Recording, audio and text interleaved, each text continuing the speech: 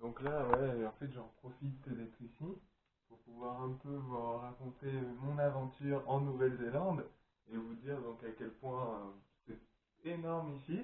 Là, actuellement, je suis dans une petite villa, c'est juste ouf. Je vous montre un peu l'endroit, mais c'est juste incroyable. So, vous avez une vue sur la Nouvelle-Zélande, juste à couper le souffle. C'est vraiment, vraiment magnifique. Et après, vous avez donc là, c'est les fameux palmiers de Nouvelle-Zélande qu'on peut retrouver sur le drapeau des Maoris.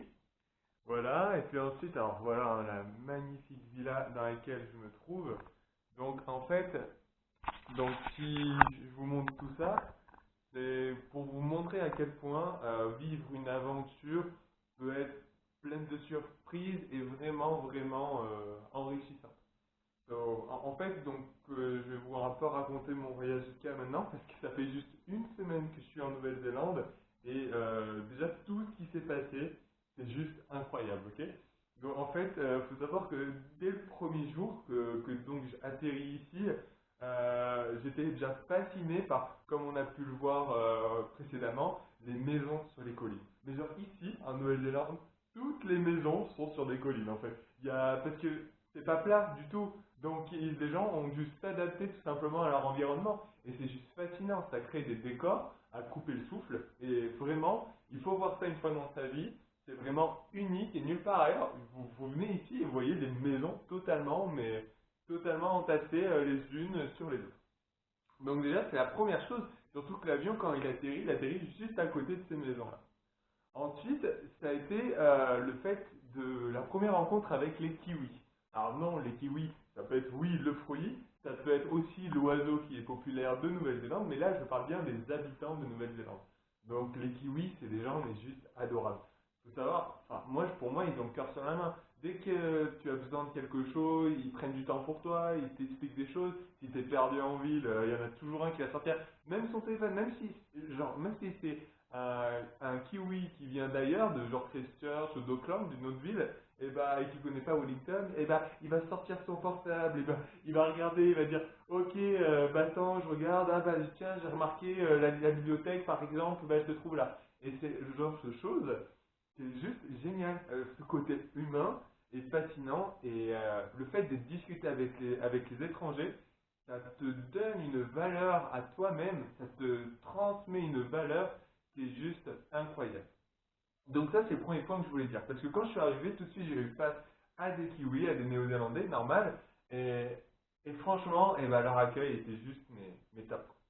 Et ensuite, en fait, ça s'est super bien passé parce que c'est vrai, quand on démarre une nouvelle vie, enfin, quand on redémarre tout à zéro, on se dit ok, on ne sait même pas combien de temps on va rester là, on ne sait pas qui on va rencontrer, on ne sait pas où est-ce qu'on va être. Et regardez, là, actuellement, je suis dans une maison, mais genre, même moi, je sais même pas si dans 50 ans, je pourrais me payer un truc comme ça, quoi. Mais enfin, c'est pour vous montrer comme quoi le pouvoir des relations, le pouvoir d'oser aller de l'avant, d'oser parfois même vaincre ses peurs, parce que certains, aller vers l'inconnu, c'est quand même vaincre ses peurs, mais ça, je pense que tout le monde le sait.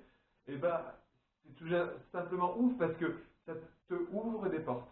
En fait, ça évite de rester bloqué dans ton confort, de rester bloqué sur ce que tu avais l'habitude de faire, qui parfois peut te trouver ennuyant ou tu peux avoir des frustrations. Mais justement te dire, ok, et si jamais c'est possible, et si jamais je tente, si jamais je dis oui, qu'est-ce qui se passe?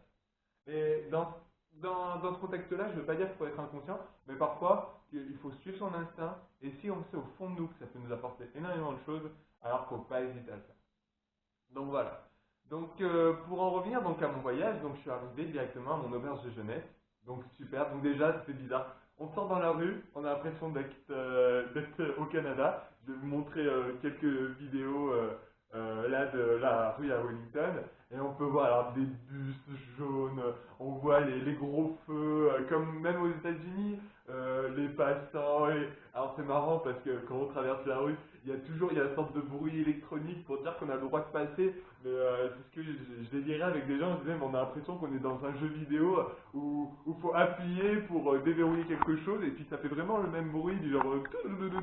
Enfin, c'est vraiment... je vais essayer de vous mettre le bruit dans la vidéo parce que je le trouve vraiment, vraiment atypique. Voilà, ça c'est pour ça. Et donc la YHA, donc c'était le hostel, l'héberge où c'était juste ça. En fait, comment dire, allez, entre le moment où j'ai posé les pieds en Nouvelle-Zélande et le moment où j'ai commencé à sympathiser avec les gens, il s'est passé quoi? Une demi-heure? Et encore une demi-heure, c'est énorme parce que j'ai pris le bus entre l'aéroport et l'hôtel. Franchement, c'est incroyable. Je veux dire, en une semaine, j'ai discuté avec des Coréens, des Chinois, des Australiens, des Américains, des Indiens, d'autres Français, d'autres Européens. J'ai l'impression d'avoir en une semaine discuté avec le monde entier. Et bien sûr, des Néo-Zélandais. Mais c'est juste ouf, là, on s'imagine pas ce que les gens peuvent t'apporter.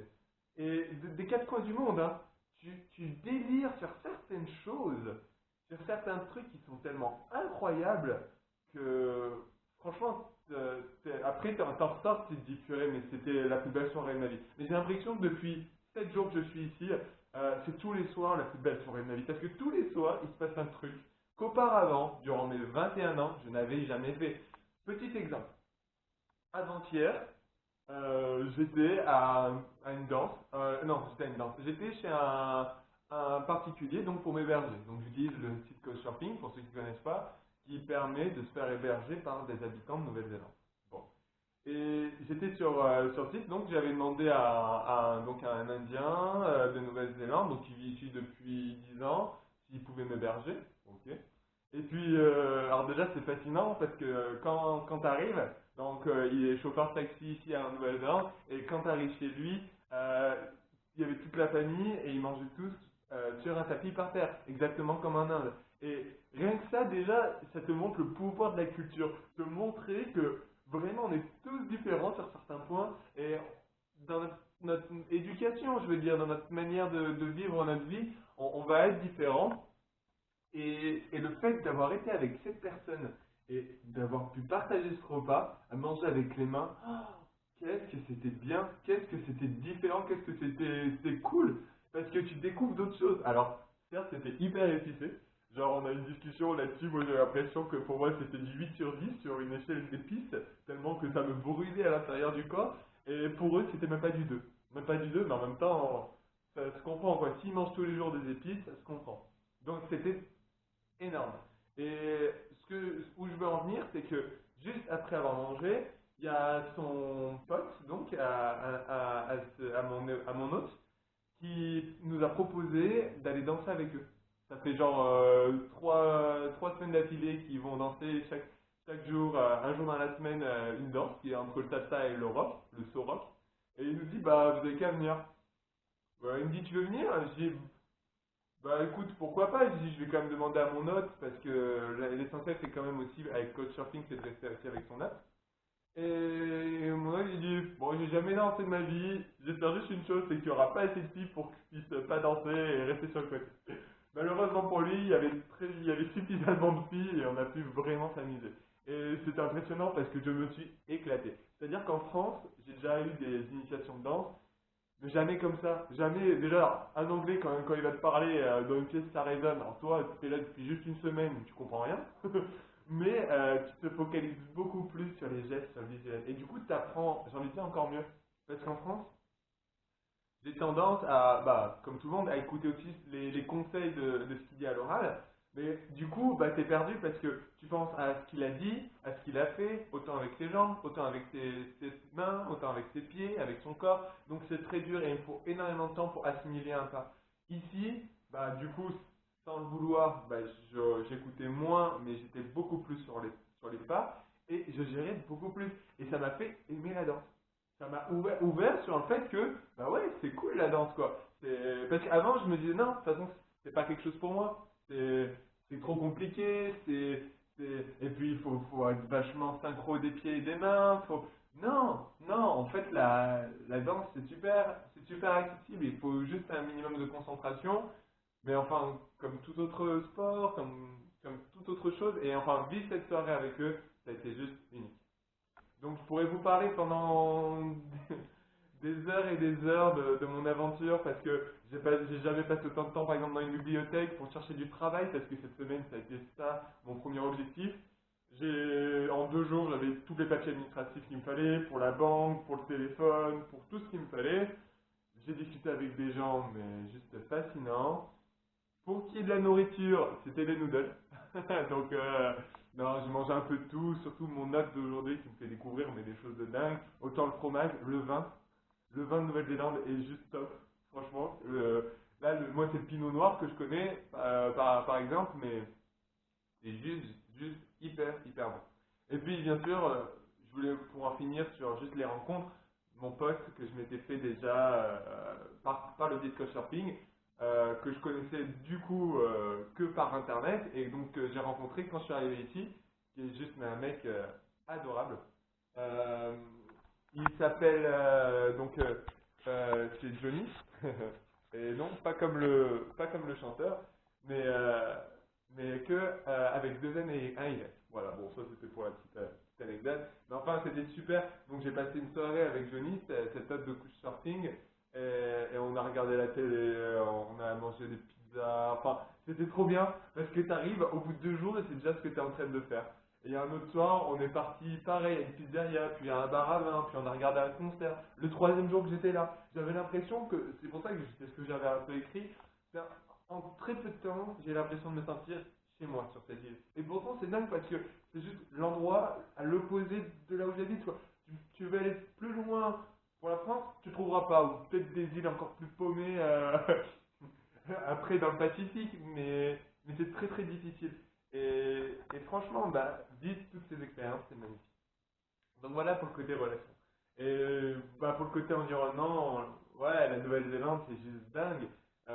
Pour l'instant, j'ai vu que Wellington et les petits villages à côté parce que pour me déplacer et tout, pour les entretiens par exemple, j'ai dû me déplacer. Et c'est juste magnifique. Juste voilà, vous regardez la vue. Là, quand je me lève le matin, et ce que je vois, c'est des collines à perte de vue, avec des palmiers, avec des montagnes au loin. Mais c'est juste le rêve. Et je me dis, mais waouh, mais la France, c'est hyper loin, quoi. Je veux dire, et tu réalises, en fait, tu dis, mais c'est ouf, quoi. Qu'est-ce que j'ai bien fait de concrétiser mon rêve, de mettre autant d'argent de côté pendant tant d'années pour pouvoir être ici et pouvoir vivre ces moments. Parce que ces moments, bah, ça fait découvrir le monde et ça fait aussi découvrir sur soi. Et bon, vous n'êtes pas sans savoir que moi, tout ce qui est psychologie, c'est quelque chose que je trouve très important, qui m'intéresse énormément. Et mais juste la découverte du monde, on m'apprend énormément sur ça. Et je suis trop fier d'être ici. C'est juste super. Et alors, je vous montrerai un peu plus dans la prochaine vidéo que je ferai. Je vais vous montrer un peu plus sur les décors. Pour l'instant, j'ai pas été non plus trop loin. J'ai fait le mont Victoria, qui est la grande colline qu'il y a à Wellington. Magnifique colline. Euh, où tu culmines tout Wellington d'un côté et de l'autre côté tu vois la mer, tu vois la mer à perte de vue, c'est juste magnifique. Donc j'ai fait ça. La végétation, bah, bien sûr, elle est totalement différente. T'as l'impression d'être dans la jungle. Donc c'est super. Tu voyages. Et voilà. Et après la ville, bah, après c'est les grands buildings. Donc ça fait penser un peu à New York ou à Montréal avec un downtown avec des grands buildings. Et puis à côté des quartiers huppés, des quartiers jeunes où il y a la fête tous les soirs, genre Cuba Street, qui est le coin. Si tu as 21 ans, tu vas tous les soirs, tellement que c'est bien. Et le week-end aussi, ça bouge, mais ça bouge. Et puis chaque bar a une ambiance. Je vous enverrai, je vous montrerai la vidéo, mais tu passes devant un bar et tu sens le côté très esprit biker, et l'autre très rock, et l'autre très rap, l'autre très électro, mais vraiment avec des musiques toujours plus populaires les unes que les autres. Du coup, tu es obligé de t'arrêter, tu es obligé de dire, ah, mais je connais cette musique, Perrine, mais elle est trop bien, viens, on va boire un coup. Et c'est juste ouf, quoi. Et puis les gens, ils s'en fichent de leur manière de s'habiller. Et ça, c'est génial aussi. C'est que, bon, déjà ici, tu vois les cheveux de toutes les couleurs, voilà, mais c'est ce côté un peu anglais et qui est fascinant et qui est super. Donc voilà, et puis les habits, pareil, ils ont une autre manière de s'habiller. Il y en a qui vont être très chics, puis à côté, l'autre qui va juste avoir un gros pull, marcher à pieds nus dans un centre commercial, oui, hein, ça c'est possible et tout. Donc voilà, c'est que des trucs incroyables. Et je m'éclate de tout le temps, tout le temps. J'ai un pote français aussi avec qui je passe pas mal de temps, avec qui je parle anglais, hein, je ne sais pas avoir. Et puis je parle énormément avec d'autres anglais, donc ça se passe super bien. Voilà, ma petite vidéo est terminée. Elle est un peu longue parce que là, je vois écrit 15 minutes. Je pense que je ferai plusieurs vidéos. Mais voilà, c'était déjà pour vous résumer ma première semaine en Nouvelle-Zélande. Ok, donc si vous voulez voir ça, de toute façon, vous avez accès à mon blog. Et puis, bah, sur ce, je vous dis à bientôt pour de nouvelles aventures. Parce que je pense que si j'en ai vécu autant en une semaine, je pense que dans une semaine, j'en aurai peut-être autant à dire, si ce n'est plus. Voilà, allez, je vous remercie. Gros bisous à vous.